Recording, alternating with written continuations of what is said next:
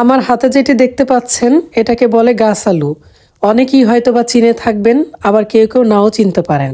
আমাদের বাড়িতেই এই আলুর একটি গাছ হয়েছিল, সেখান থেকে আমরা এই আলুটা সংগ্রহ করেছি।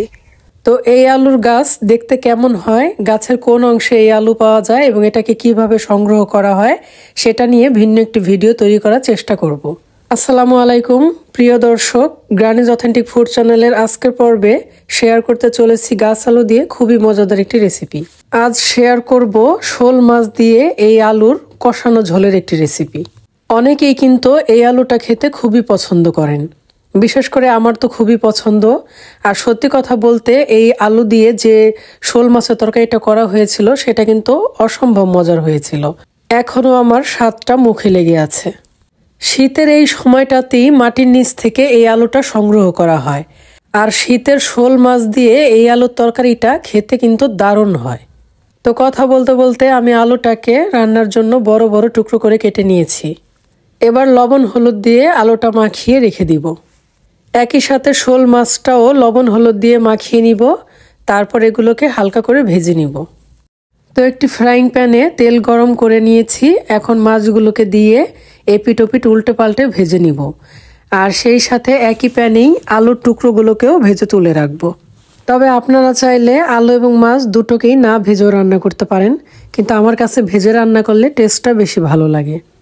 তবে এই আলুটার গা কিন্তু একটু পিচ্ছিল হয়, ভেজে নিলে এই ভাবটা আর থাকে না, দেখতেও ভালো লাগে।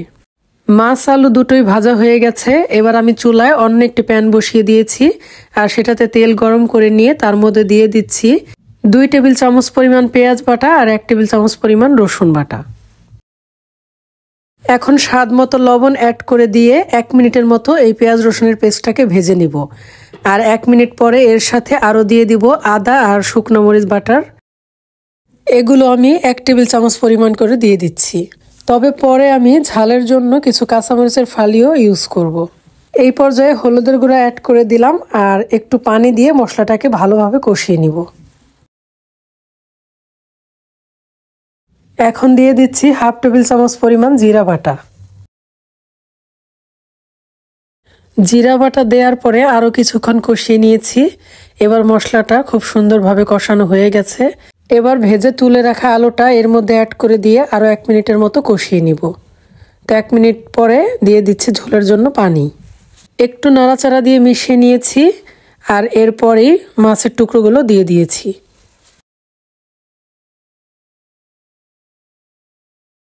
আরেকবার নাড়াচাড়া দিয়ে মিশিয়ে নিয়েছি, আর এবার ঢেকে দিয়ে চুলার আঁচটা বাড়িয়ে দিয়ে জাল করে নিচ্ছি। আমি বেশ কিছুক্ষণ হাই হিটে জাল করে নিয়েছিলাম। ঝোলের পানিটা অনেকটা শুকিয়ে গেছে, আর এর মধ্যে লবণটাও চেক করে নিয়েছি। তো এই পর্যায়ে কিছু কাঁচামরিচের ফালি দিয়ে দিচ্ছি, আর এটা দেওয়ার পরই কিছু ধনেপাতা কুচি অ্যাড করে দিব। তারপর চুলায় 1 মিনিটের মতো রেখে এটাকে চুলা থেকে নামিয়ে নিব।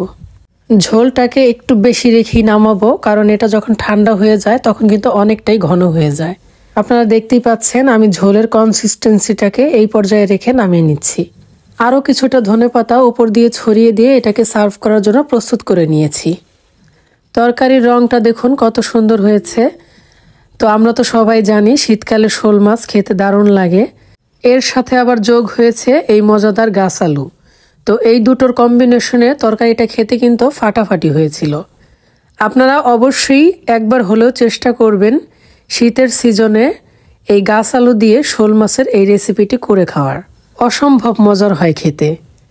তো আজ আর নয়, দেখা হবে নতুন কোনো ভিডিওতে। আল্লাহ হাফেজ।